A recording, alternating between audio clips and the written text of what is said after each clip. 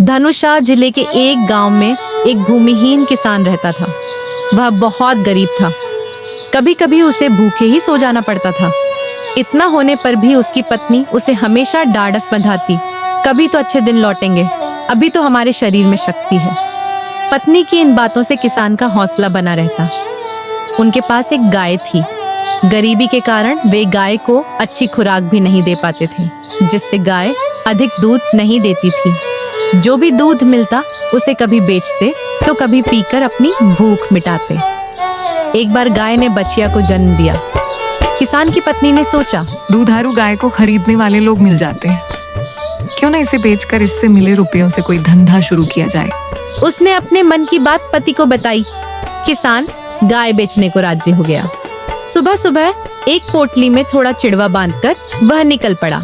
घर से निकलते समय किसान की पत्नी ने गाय कान में फुसफुसाते हुए कहा, हमें माफ कर देना गया माई। ईश्वर ने हमें गरीब नहीं बनाया होता तो हम तुम्हें कभी नहीं बेचते। इतना कहते कहते वह रोने लगी। उसके गाल पर गिरे आंसुओं को गाय चाटने लगी। किसान से पत्नी की हालत देखी नहीं गई। वह जल्दी से गाय को लेकर निकल पड़ा। चलते चलते धूप तेज हो गई। खाली पेट होने और तेज धूप के कारण वह थकान महसूस करने लगा। एक बहती हुई नदी को देखकर उसने सोचा, चलो नाश्ता कर लेते हैं, पीने के लिए पानी भी है। और वह साथ लाया चिड़वा चबाने लगा। तभी उसका ध्यान घोड़े की टाप से भंग हुआ। एक घुड़सवार सामने खड़ा था। उसने पूछा, गाय बेचने जा रहे हो क्या? किसान ने सिर हिलाया। घुड़सवार को गाय अच्छी लगी। उसने कहा, भैया मेरे पास रुपये तो नहीं है। हाँ, अगर मेरे घोड़े के साथ बदलना चाहो तो मैं तैयार हूँ। तुम घोड़ा ले लो, मुझे गाय दे दो।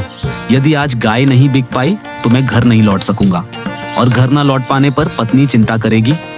घोड़ा लेता हूँ तो घर लौटने में देरी नहीं होगी। घोड़े पर बैठकर जंगल से लकड़ियां आदि लाने में भी आसानी होगी। क्या सोच रहे हो भाई? घुड़सवार ने प्रश्न किया। किसान ने सहमति जताई। सौदा तय हुआ। फिर वह घोड़े पर बैठकर घर की ओर चल पड़ा। वह कुछ ही दूर पहुंचा होगा कि रास्ते में उसने भेड़ के झुंड को आते देखा। सोचने लगा, घोड़े से अच्छी तो भेड़ होगी, दूध भी मिलेगा और ऊन भी। उसे खिलाने की समस्या भी नहीं होगी। उसने अपने मन की बात गडरिया से बताई। गडरिया उसकी बात सुनकर खुशी से उछल पड़ा। भेड़ के बदले एक घोड़ा उसने फौरन एक भेड़ किसान को दी और घोड़ा लेकर उस पर बैठ गया। अब किसान भेड़ को लेकर पैदल चलने लगा। उसे बार बार पत्नी की याद आ रही थी। रास्ते में उसने इस बार 2 मुर्गियों के साथ एक आदमी को आते हुए देखा। किसान ने उस आदमी से पूछा, कहाँ जा रहे हो भाई इन मुर्गियों को लेकर? उसने पूछा, क्यों भाई, मेरी इस भेड़ से तुम मुर्गी बदलना पसंद करोगे? मुर्गी वाला धूर्त था। उसने कहा, एक शर्त पर, अगर एक मुर्गी लोगे तब। किसान भेड़ के बदले एक मुर्गी लेने के लिए तैयार हो गया। दोनों में सौदा तय हुआ। किसान मुर्गी लेकर घर की ओर बढ़ने लगा। दिन ढलता जा रहा था। किसान को घर पहुंचने की जल्दी हो रही थी। भूख के मारे उसके पेट में चहे दौड़ रहे थे। वह जल्दी जल्दी चलने की कोशिश करने लगा। तभी रास्ते में एक ढाबे पर रोटियां बन रही थीं। साथ ही दाल के तड़के की खुशबू से किसान के मुंह में पानी आने लगा। भूख बढ़ती गई और उसका पैर ढाबे की ओर बढ़ने लगे। एकाएक उसने सामने ढाबे के मालिक रामू को पाया। कहने लगा, मुझे बड़ी भूख लगी है, मैं रोटी खाना चाहता हूँ लेकिन मेरे पास पैसे नहीं है। आप ये मुर्गी रख लें और मुझे भरपेट खाने को रोटी सब्जी दे दें। ये आदमी या तो पागल है या चोर। किसान से पूछा, क्या ये चोरी की मुर्गी है? किसान ने कहा, नहीं तो, इसे मैंने उस आदमी से बदला है जो भेड़ लेकर जा रहा था। मेरी बातों पर भरोसा ना हो तो उसे बुलाकर पूछ लीजिए।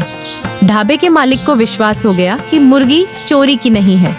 फिर उसने पूछा, रोटी तो तुझे मिलेगी, लेकिन मुझे तुझ पर तरस भी आ रहा है।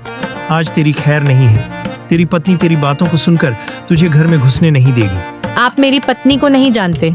मेरी पत्नी अनपढ़ भले ही हो, लेकिन है बहुत समझदार। मेरे इस सौदे पर वह भी नाराज नहीं होगी। रामू ने कहा, शर्त लगाओगे? किसान ने पूछा, शर्त क्या होगी? रामू बोला, तुम ही बताओ। किसान गरीब था। उसके पास देने के लिए तो कुछ था नहीं।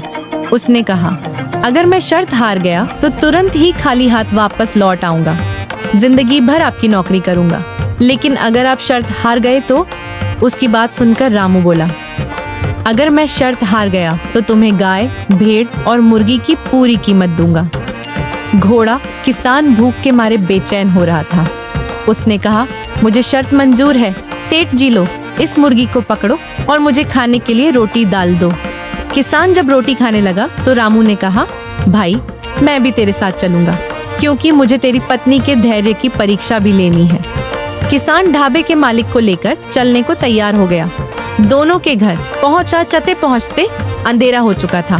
किसान पत्नी को आवाज देते हुए घर के अंदर घुस गया। रामू बाहर खड़ा होकर उनकी बातें सुनने लगा। किसान को कमरे में आते देख उसकी पत्नी ने कहा, चलो अच्छा हुआ रात होने से पहले ही वापस आ गए। गाय कितने में बिकी? किसान ने कहा, गाय तो बेच दी, लेकिन पैसे हाथ नहीं आए, उसके बदले घोड़ा लेना पड़ा। चलो कोई बात नहीं, अब तुम्हें लकड़ी लाने जंगल तक पैदल नहीं चलना पड़ेगा, लकड़ी भी घोड़े पर ढो सकते हो। पत्नी ने कहा, यही सोचकर तो ये सौदा किया था, लेकिन रास्ते में एक घटना हो गई जिसके कारण घोड़ा हाथ से निकल गया। किसान ने कहा, कोई बात नहीं, तुम्हें चोट तो नहीं आई? नहीं, इस प्रकार की घटना नहीं हुई। रास्ते में लौटते हुए घोड़े के बदले यह सोचकर एक भेड़ ली कि गाय के न होने पर भी हमें दूध की कमी नहीं होगी।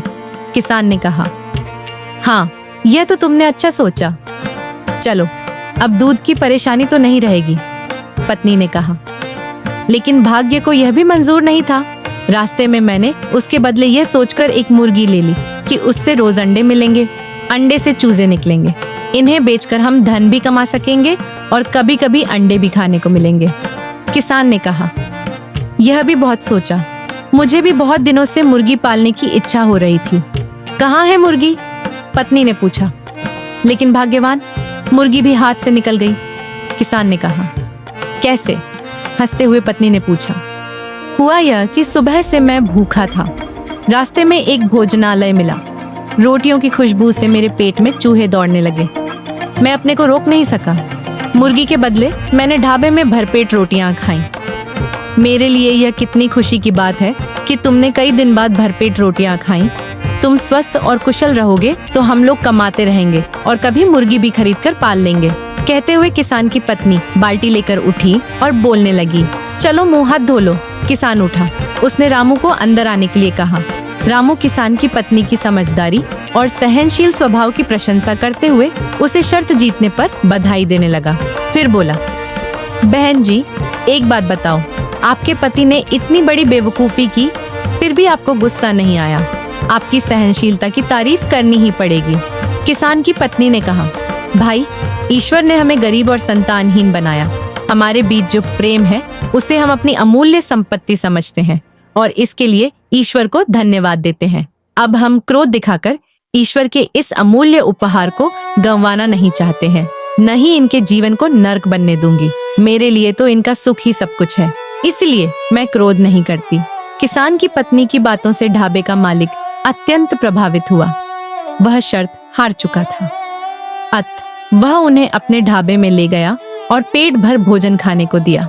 इसके अलावा शर्त के अनुसार उसने उसे 5,000 रुपए दिए, साथ ही उन्हें नौकरी पर भी रख लिया। इस प्रकार किसान का दिन सुखमय हो चला। रात को जब वे सोए थे, किसान की पत्नी ने गाय के रंभाने की आवाज सुनी। उठकर वह बाहर गई तो देखती है गाय दुम हिलाते हुए आंगन में खड़ी है।